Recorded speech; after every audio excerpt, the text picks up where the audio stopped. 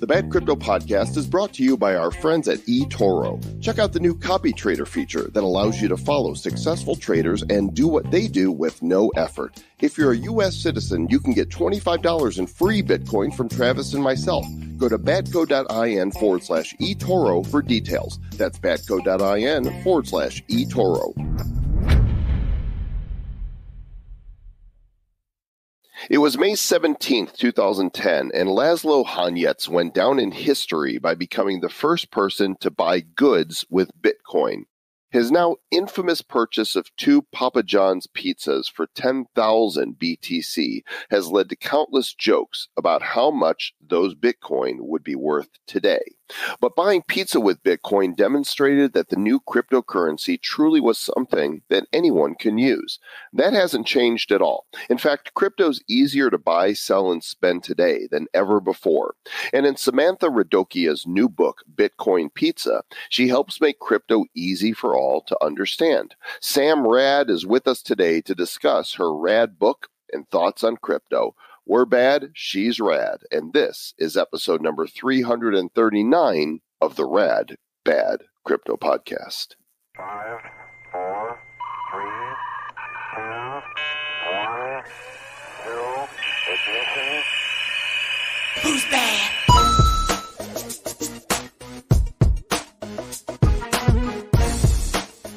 Welcome to the Bad Crypto Podcast. We're here for you. In fact, we've been waiting for you. It's about time you showed up. Gosh, where have you been all my life? I mean, we're waiting, and you didn't check your Google Calendar. You had an appointment with us, and now you're finally listening to the show. But it's okay. It's about time. It only took you 339 episodes to get here. This is the show for people that want to learn about Bitcoin, or those that just like talking about Bitcoin and cryptocurrencies, or, you know, maybe you just like bad dad jokes, in which case you've come to the right place. Yeah, this is your first time ever here? Seriously? Well, subscribe. Go ahead and click the little subscribe button. That way you can get us in your ear holes more regularly. That's what all the cool kids are doing. It's true. So if you want to be cool and a kid, and if you want to be regular, are you saying that we're like Metamucil for their ears? Listening to Bad Crypto helps you have smooth bowel movements. Science. It's amazing to me that our sponsors come back for more, because I've got to transition into that right now. That's the worst place for a sponsor. It's like right after our opening banter. Yeah, but no, I've got this. I've got the segue. You know what else is smooth, Travis? Oh yeah, our sponsor, eToro, and that segue was super smooth.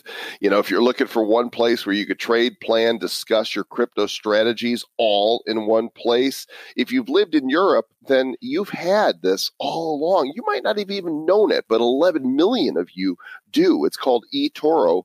It's the world's #1 social trading platform, and they have a cool new feature called copy trading.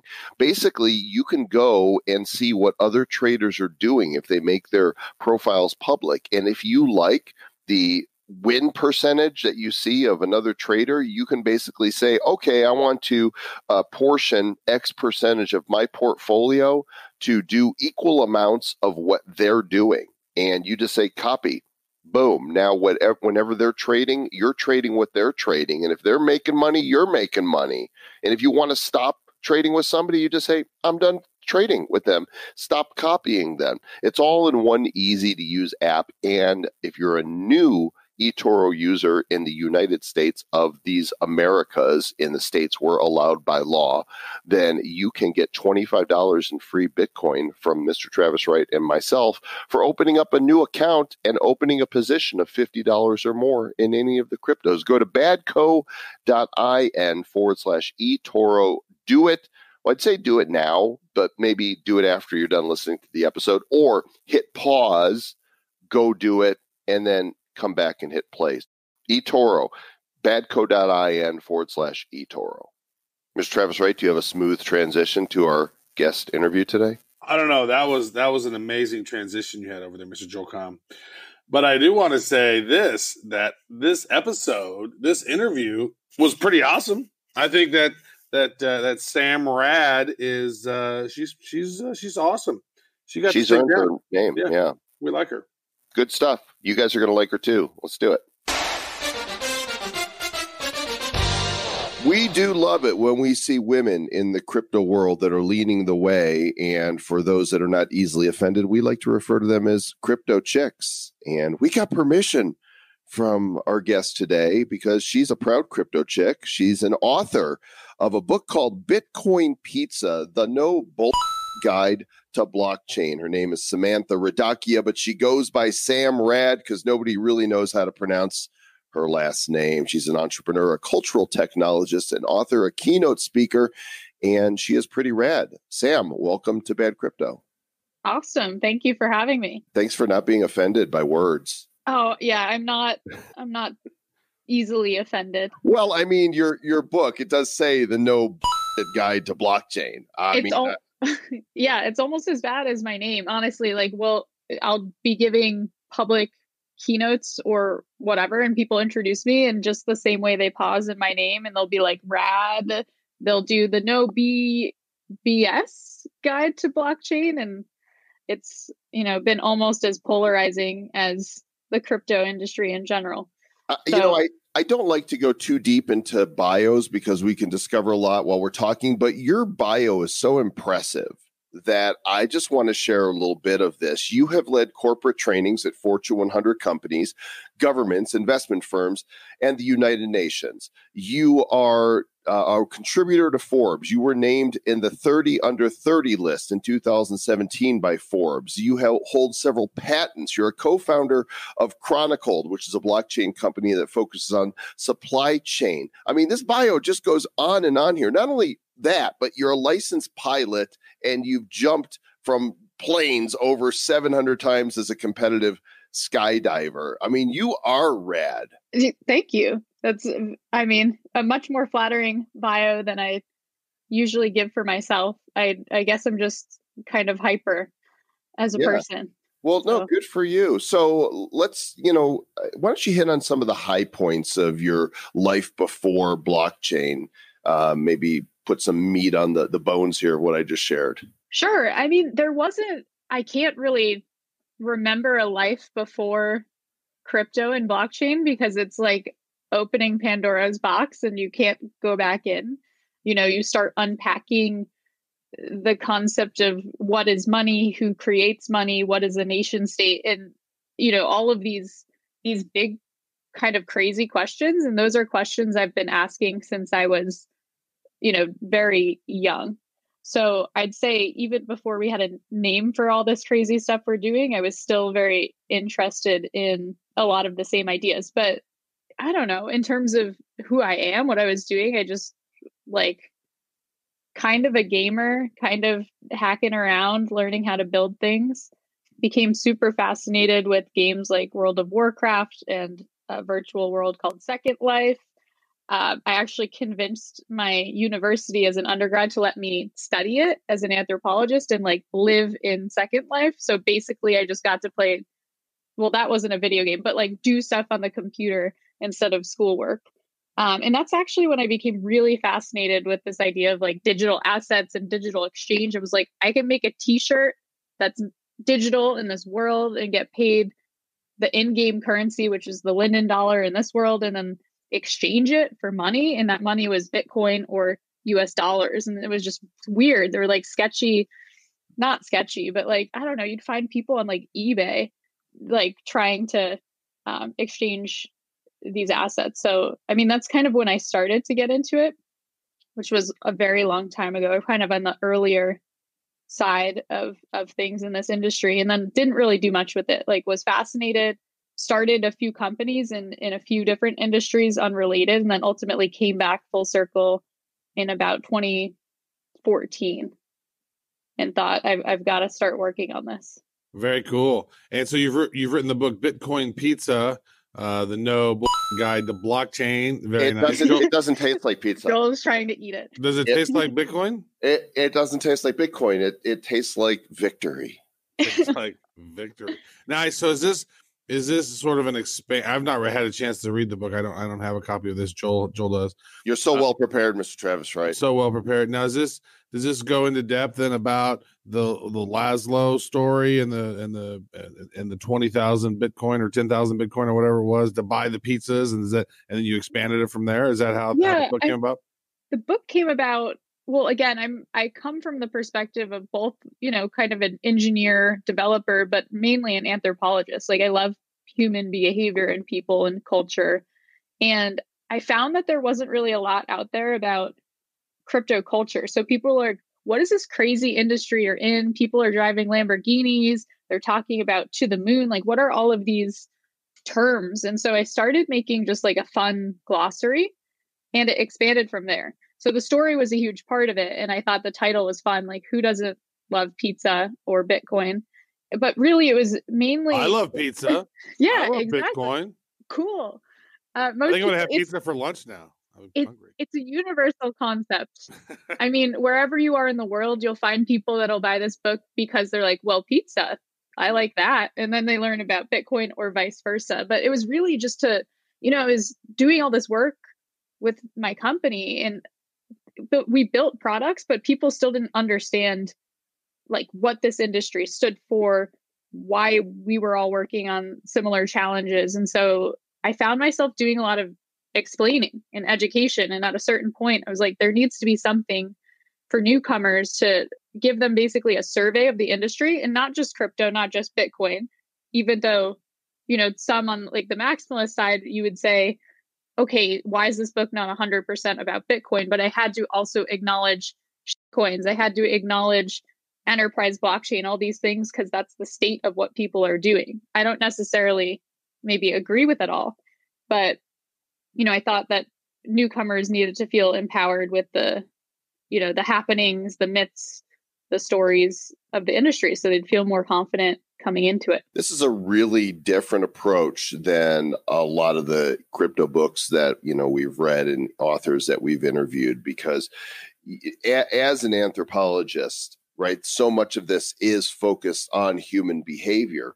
I love, this chapter 10. It says party like it's 1994. And that's, I was there too. I built my first website in 1995, and Travis was, on his computer doing his thing. And we remember that. And one of the things that I said when I really understood crypto for the first time in early 2017 is that this feels like that. Right. Yeah. I've been here before. This is deja vu. Yeah. I mean, and a lot of people will draw that analogy. So it's also sort of a play on it, because it's like that. But at the same time, now we have the benefits of the internet and the communication that it's enabled to develop yet another one. And so the goal, again, of the book, like, we all need to be more educated, so that we can learn from mistakes of the past and truly build something new and longstanding, and not just, replicate existing systems or entrench existing systems. And I became honestly super frustrated in the enterprise world, because there were many approaches to using this technology just to, well, one, do things that really it was unnecessary for, but two, mainly use it to and more deeply entrench the way that things are working or not working now. And I couldn't really do that anymore. Very interesting. Now I'm actually looking here on Twitter. There's Bitcoin_pizza, and like every day it tells us how much the value of those two pizzas are worth. The Bitcoin pizza today, those 10,000 Bitcoins worth $87,479,450. Wow. That is some expensive pizza. Wow. Yeah, I feel like Laszlo has gotten a lot of, he hasn't really been in the press, but there was the one interview with Anderson Cooper, I think maybe last year, but he was on the short end of the stick for that one. I don't personally know the person on the other end of that transaction, but I've heard about that person, and they're on the winning side. They're on the winning side. Well, I would assume that Laszlo had a lot of additional Bitcoin. Yeah, willing to give away 10,000 of them. You'd think he would have at least double that. Fair. I think that's a fair thing to say.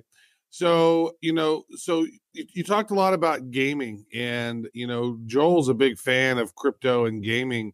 Where do you see gaming and crypto headed here in the new world? And actually, before we just jumped on, Joel was mentioning that Minecraft Earth has just popped up, and now there's going to be this AR layer of Minecraftiness all over. And he just made a video the other day about air coins, which has, he's walking around sort of like Pokemon Go and collecting cryptos in his neighborhood. So what are some of the cool things what are some of the cool things that you've seen on gaming, and where do you foresee it heading? I mean, so the AR VR immersive experiences, I think is definitely very interesting, especially now that you mentioned collecting coins. So I actually studied game design for my master's degree and got like super into it. All we did was play games. It was the best school I've ever had. But yeah, we studied actually, like, again, human behavior of like why people are collecting these things. Again, coins, say in Mario, and it was really not for any material gain. It was more for glory, but that's just an aside. So in terms of gaming, why I have a whole chapter on it. One, it was my foray into this industry. So that's mainly what I know, but it's from the people that I have met and are familiar with. That's also how they came into crypto or became aware of it. And I think a lot of folks in the gaming industry understood a lot of the fundamental concepts of digital scarcity or digital assets long before Bitcoin, it came about or was proposed. So I think it's naturally the first area of adoption. So I think, sure, the NFTs and these things are interesting. Definitely not the end game. Digital collectibles and trading games are very rudimentary. I think if we start expanding our thought into what the future actually is, the one that other industries are building, so not just crypto, but the world that we're living in, where people are becoming more and more distributed. Like we're talking through, the internet right now through kind of shitty interface, like it's a 2D interface. So if we imagine that we'll be living immersed with haptic suits, maybe like, VR, fully immersed in this like constructed world or worlds that we can construct collaboratively, then yeah, it becomes a very important backbone for, managing all of those processes and ensuring that there is fairness. So yeah, I mean, we could already be living in that world. I don't know. We could go down the crazy simulation hypothesis. We could be there. Yeah. Actually, I'm one of the guys that didn't come to crypto because of gaming. Where did you come from? Well, it was just, I had saw an article on Slashdot back in 2010.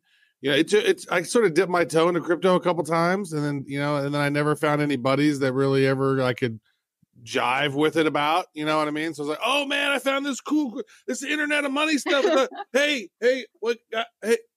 oh, never mind. I guess it's not cool. Never mind. Okay, cool. And then that was 2010. And I came back again in 2013 and then 2015 and never had any crypto buddies. And then I finally met Joel Kahn, my crypto buddy. And now here we are, married to bad crypto. That's an interesting journey.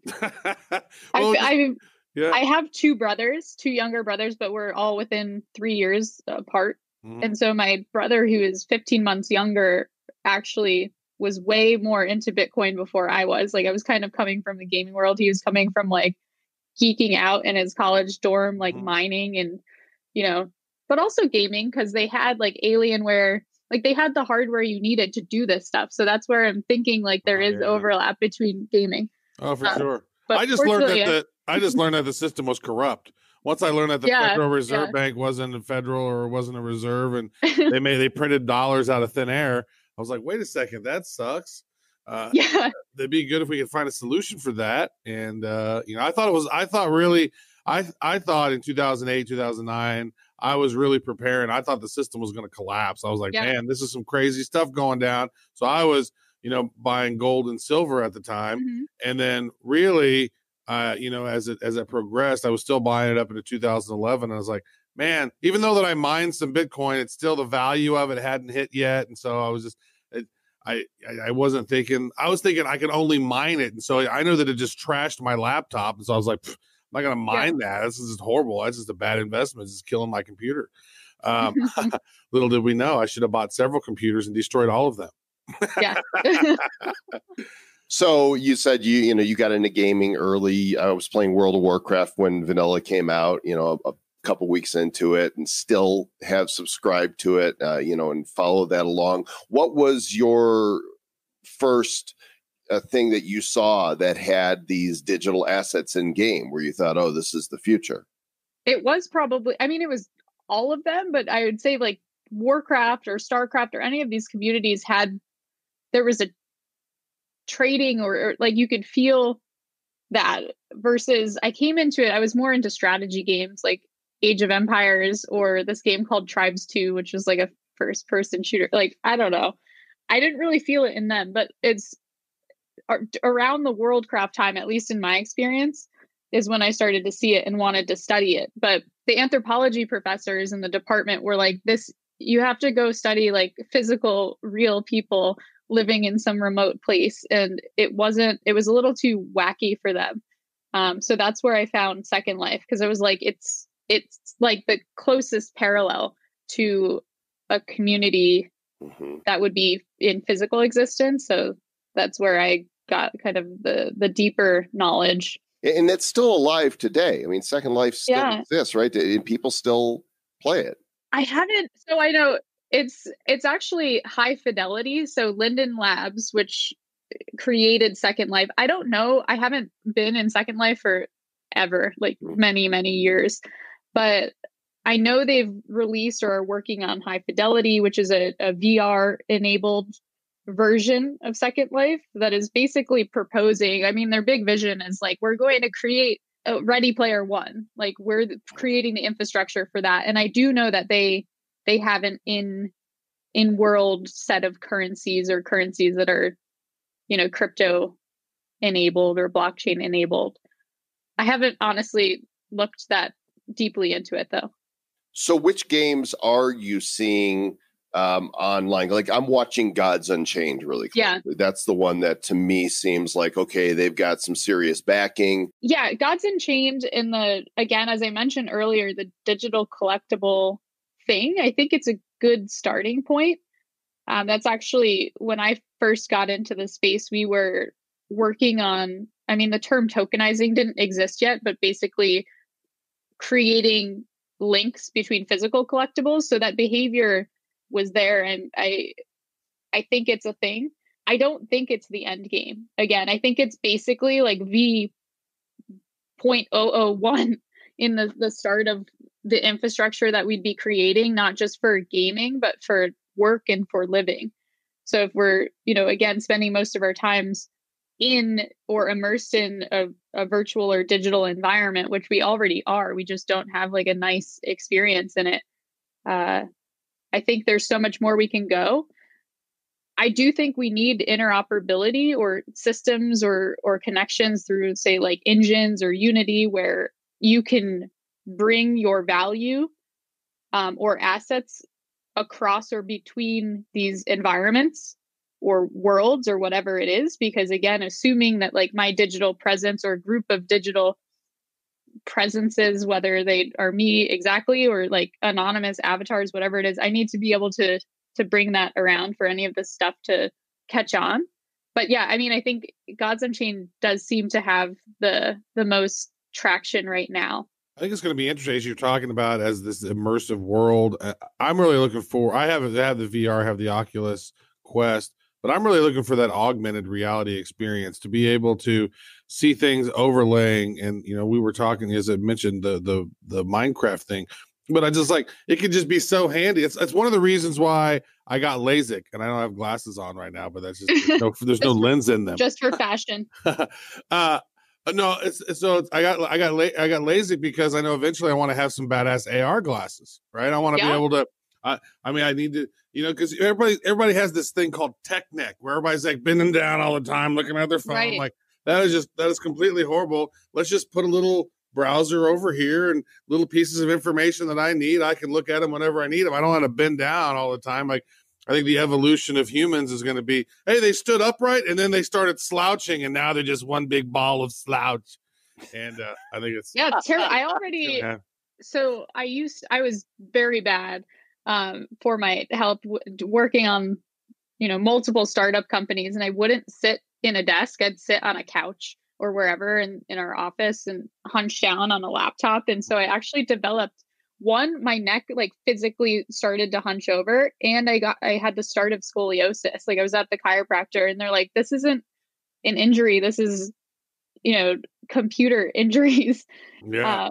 So I do think, yeah, I can imagine, we're slowly becoming more and more bionic. We've got the earbuds starting, and then you'll have the augmented reality glasses, and then you'll have a chip in your hand to, control the interface on your glass. Yeah, we're slowly becoming tracking the your people. whereabouts. Yeah, we're slowly becoming the people in Wall-E. That's really okay.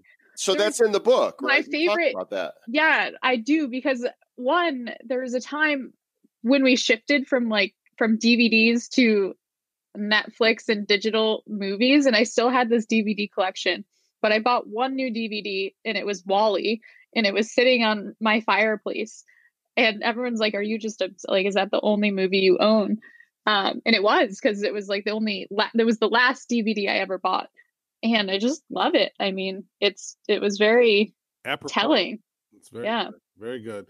So let's talk about this then. So, as we know, we're shifting into this new world, and, you talk about this, some tips to prepare your organization and even to prepare your life to sort of like, how do you adopt this new digital crypto asset virtual world that we're entering? Because some people are going to be pulled into it very unwillingly. Oh my, yeah. I mean, so that was definitely an article, and that is also the conclusion of a lot of the speaking I do, because it'll be, let's say we're in a room talking to a bunch of executives that work at a company that's existed for 100 years or sometimes even longer, and this notion of a shift, whether you're talking about a shift in how, the big shift of what is money, how we manage money, who controls money, if anyone, that's a big enough shift. But then if we're saying that like this concept of decentralization is going to impact or is impacting pretty much every facet of life, from how we conceive of or where we place trust in, is it the institution that is like say we're talking about education, it's no longer the university, or say we're talking about healthcare, it's no longer the hospital or the insurance companies. And so we're like completely changing where we place that trust or how we manage it in a distributed or global environment. And it's gnarly. It's a crazy concept. Some person came up to me after a talk and was like, so it seems like we're getting rid of the nation state, or that's what you're suggesting. Do you think the transition will be peaceful? And I was like, well, one, that's a leading question. So I don't know if I necessarily believe that, but I think he was getting at sort of what you're getting at, of like, this is a big transition. I mean, we're already seeing people all over the world with, Chile and Hong Kong, and sort of, more, I wouldn't say violent, but kind of people challenging the system. Upheaval, going down and over there. Obviously, we don't want that sort of transition. And I think enough people have been working on making this a usable system for a long enough time that it's, we're kind of moving over in a responsible pace. It's not just some overnight thing. But, the tips that I say are, one, for me, recognize that the technology is more a shift in mindset. So it's not like 2009, Bitcoin triggered all of this. There were a lot of things happening beforehand in 2008, primarily, the actual recognition that there's global distrust in the banking system. Mm-hmm. And that was many years before that, leading up. So we had these shifts happening long before, and the technology was maybe the response to those shifts. So first, look on like the macro level. Two, the thing I say is, return to first principles and don't retrofit existing systems. Like I did a lot of work with these companies that are like, let's slap a blockchain on our ERP system and again, track lettuce or track mangoes or track coffee, and coming from the supply chain world. And I'm like, you're not looking at this the right way. I mean, maybe if it's an incremental step, but we need to look at it completely fresh. Like, what is a new system that can be built? And then third is, I'd say like be optimistic and look at it with abundance, not some, super nihilistic, violent mindset. Through any bit of change, there are always industries or people ask me a question, will my job exist? Will my company exist? Will my industry exist? And that's a scary thought. Maybe not. I don't know, but that's happened many, many times through history. And it doesn't mean it disappears and nothing else replaces it. It just means you have to be, excited and ready to adapt. Yeah. Right. Every time there's been a job replacement, the people whose jobs are being replaced pitch a fit. But it's happened so many times throughout the centuries, right? And new jobs come up as a result. Have you read Byron Reese's book, The Fourth Age, where he talks about us moving at some point? But no, I have to reread it. I mean, we're basically moving into this new age of humanity, and it's a huge shift that that robotics are really going to be replacing a lot of jobs. And the question, for the entrepreneur out there and the visionary is to think, okay, what opportunities will that create? Not what jobs are going to be lost, but where are the needs going to be? Because they will be there. We just can't see what those are now because we're not quite living in the future yet. Yeah. Well, they're going to need to be a big need for spacely sprockets. Yeah. Those type of things. That's a Jetsons joke. Oh, by the way, here's something really interesting. We are, for when the Jetsons took place, it was like the year 2070. And really? The show came out 50 years ago. So we are exactly at the midpoint. Oh, wow. Right now for where we should expect Rosie, to be able to take care of our household needs. That's just crazy to think about. Like, here we are, we're in 2020, right? I mean, we're 6 weeks away from 2020. Like, we don't have flying cars yet, right? But we do have these amazing Dick Tracy watches and phones and stuff. And it's like, it seems like we should be a little bit farther down the evolutionary scale a little bit. But I think it seems that so many people, as you just mentioned, Sam, it's like they don't want to rethink a system. They don't want to rethink paradigms and look at it with a fresh view. They want to put a Band-Aid on broken systems and just kind of kick the can down the road a little bit and let somebody else deal with it. Yeah. I mean, a lot of these people that are in that position will at some point, they're looking at their retirement. So they're like, yeah, okay, we're not going to do the work now. I want to leave a good legacy and retire. And then the other side. So, I mean, at a certain point, I just did a talk on open banking in Brazil, and it's such an annoying concept to me because it's this concept of banking the unbanked. And I get it. Yes, there's this kind of financial inclusion element, but it's a lot of BS PR from what I've found. Really what it is that it's the last untapped market of people in the banking industry. And once they tap that, there's nowhere left to go. So my argument to them was, first of all, stop bullshitting everyone and saying you're some do-gooder out there. Some people are, but most, I don't know your opinions on, say, Libra or Facebook or organizations like that. It's for them. It's an untapped market. But again, once you hit that and you have kind of the complete coverage, there's nowhere left to go. So you have to start thinking about reinventing the whole system, and ideally for the better. Did you do the illustrations in the book? No, that's my girlfriend who did the illustrations. Well, they're cute, but what I really think is sweet is at the very back of the book, I'm assuming that this photo is you and your dad. Yeah. I mean, you're just a little thing in front of the computer and dad's like showing you, okay, here's where the floppy disk goes. Yeah. That's where I got exposed, at least like it kind of grew up in a time where like computers were not something you necessarily had in the home.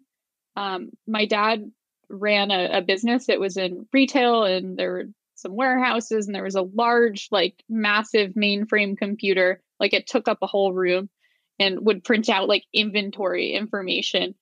And so I grew up, I guess, having access to some of this technology that began to interest me. But he was kind of a gamer himself. I remember he had the game Myst, I don't know if you remember that. We weren't allowed to play it because it was his like special game. He's like, you guys don't mess this up with my brothers and I. But, it was groundbreaking. It was the first truly immersive atmospheric adventure game. I mean, but up until that point, adventure games were side scroller type things. You click from one side to the other. Is like, the Secret of Monkey Island. LucasArts did this stuff. And then Myst came out and won all the awards. And those guys are still producing great content, only now they're doing it for VR. So you got these amazing environments. The last one they did, the name evades me, but I played it all the way through on my computer. Then they came out with it on VR. And just amazing stuff that really takes you away from real world, puts you into another world, and allows you to have an experience that previous generations would have only dreamed of. I mean, all they had was the real world. Now we have the living fantasy world. Yeah, I tried I went to a VR zone in Tokyo and tried some of the very immersive experiences. So, skiing or flying, or there was one horror game where you're like in a wheelchair trapped in a haunted asylum, which was terrifying. But it's incredible how they've fixed a lot of the latency issues, and that it truly feels real. Like I fell off a cliff in the skiing game and I like actually felt like I died. It was a weird like mind experience. I hope you're still. I don't know. The ghost of Sam Rad. Yeah, talking on that crypto here today. Rad. And actually, if you ever decided you want to do your own crypto show, you can call it Rad Crypto, the Rad Crypto. Okay, podcast. I like that. Yeah. So, what other, maybe final words of wisdom, since you're falling off ski cliffs and stuff, like what final words of wisdom would you like to depart upon the great citizens of the Republic of Bad Cryptopia? I'm not that profound.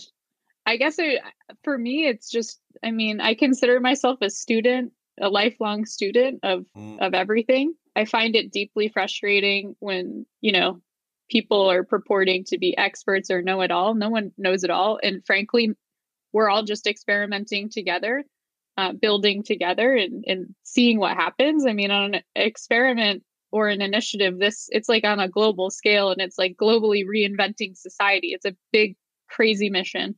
So I guess I'd say keep learning, keep building, and stay humble. Keep an open mind. I don't know. I can say with absolute certainty, I'm positive about this, and you might disagree, but I can say with 100% certainty, and I'm not going to be humble about it, that I know absolutely nothing. Yeah. So that's the one thing I'm certain of. I can be certain of that too. He is a rock. Dumb as a stack of bricks. Sam, the book's out now. You guys should go get a copy of Bitcoin Pizza. I think what would be awesome is if you did a partnership with, Papa John's, or find out which pizza company is the most, crypto forward thinking, and they get, when they buy your book, they get like, free pizza or something.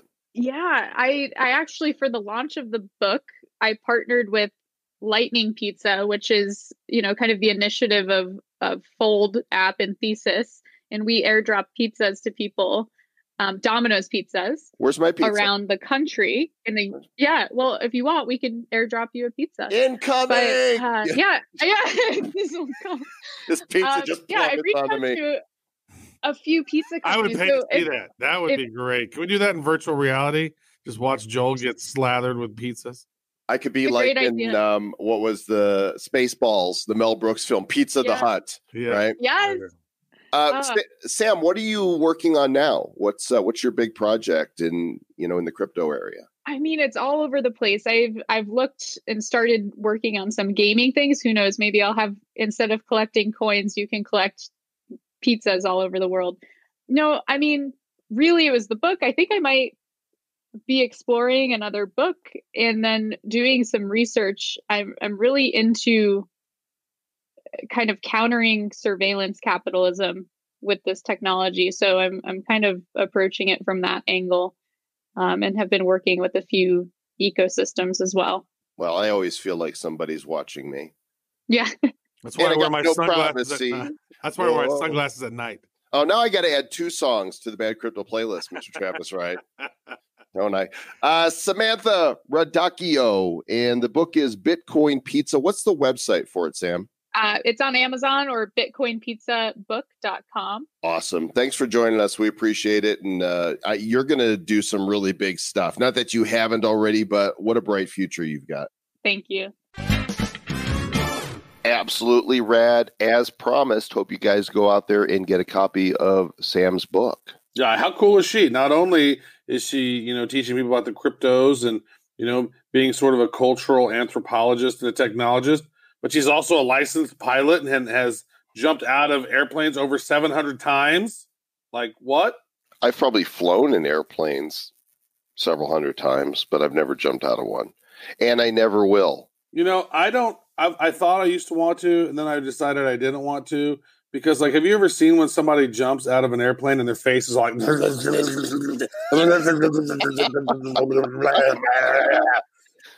I wish you guys could see this right now. That just looks uncomfortable. You've only got your imagination. So I actually went to one of those places, the iFly. They're the places you go to that's got these fans that basically you suit up. And it was uncomfortable. I did not like the sensation of the wind being thrust up my nasal passages. No, I don't like that. I found it uncomfortable, and I'm like, I'm gonna leave jumping out of planes to other people. That's just not something that's on my bucket list. If I had a set of goggles and then maybe an oxygen mask, so I don't have to have that wind just blowing in my face like that, I think I could deal with it. But that is it. I don't even. You know what? I was complaining about when I was in the airplane today. The little fan above my head was a little too high. I had to turn it down. I was like, this fan is really blowing on my nostrils. Imagine jumping out of an airplane and getting that. That's no good. In your mind, you were like, I'm skydiving, and I'm not like it. In my mind, wow, he is such a wuss when it comes to wind. And then I landed in Iceland, and then I was like, oh my God, it is so windy. It's icy. What the hell? I thought it was going to be sunny here. This was an island. Truth in advertising. Way back in the day, thousands of years ago, whenever they named Iceland, Iceland is the one that's more, habitable. Greenland is not. So the Vikings were like, ha ha ha ha ha. That's one of the oldest trolls ever. Let us name this Greenland and this Iceland, and nobody will come to Iceland. Everyone will go to Greenland. Ha ha ha ha ha. We are trolling people in real life. That's an old, yeah. Yeah, they were the 4chan of their day. Yeah, that was seriously, and they were laughing, going, oh, God, they're going to come up there with their big galleon, and they're going to see it's shit. There's no green in Greenland. Suck it, galleon.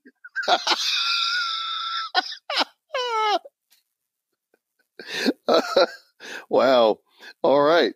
For those of you wondering, we've recorded this a little in advance so that while we're on the road, we don't have to be looking for, great bandwidth. It's like the moment you find good bandwidth when the two of us are on the road, that's the moment you go, okay, we're going to record, a couple weeks worth of content. And we are right now. Good bandwidth, decent bandwidth. Decent bandwidth. Yeah. Thanks for listening, everybody. As always, we appreciate you. Please evangelize for us on our behalf. I mean, it's not like we want to become cult leaders or anything. Mm-hmm. But, if you do want to subscribe to the religion of bad crypto as a card-carrying member of the Republic of Bad Cryptopia, tell others about the show and have them subscribe, because blockchain is here to stay. Crypto is here to stay. At least that's what we believe as your favorite non-financial advisors. And your family and your friends and your business associates, they're going to need to know about this stuff. And we hope that you found us a good entry point for cryptocurrency, and maybe we're an exit point for some of you, but for the majority, it's really cool because when we meet people, one of the best things that we hear, Travis, is when people say, you were, my entry point into crypto, you were my starter drug, to enter into the Bitcoin space. Well, that is great. And speaking of which, money has existed for thousands of years. And I mean, it's really interesting how it's progressed from shells to these precious metals and minted coins and to paper money. And but the transfer of modern money is very slow and it's inexpensive. So that brings in our other sponsor, MobiPay. They have the MobiPay ecosystem that consists of these 3 core applications that let users spend and send money and digital cryptos all over the world with their mobile phone. And even if they don't have a bank account, they also have this cash back programs with MobiCoin as an integrated reward and payment token that connects all fiat and major cryptocurrencies directly to the retail marketplace, all in one Mobi ecosystem. Go ahead and check it out at MobiPay, MobiEPay.io. Do it. Thanks to our sponsors, MobiPay and eToro. We appreciate you guys. We believe in what you're doing and happy to support. And we believe in you. Thanks again for listening. We'll catch you guys on the next go-round of Bad Crypto. Got a great show for you coming up here in episode number 340. So until then, stay bad.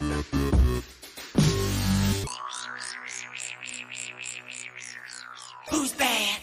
The Bad Crypto Podcast is a production of Bad Crypto LLC. The content of the show, the videos, and the website is provided for educational, informational, and entertainment purposes only. It's not intended to be and does not constitute financial, investment, or trading advice of any kind. You shouldn't make any decisions as to finances, investing, trading, or anything else based on this information without undertaking independent due diligence and consultation with a professional financial advisor.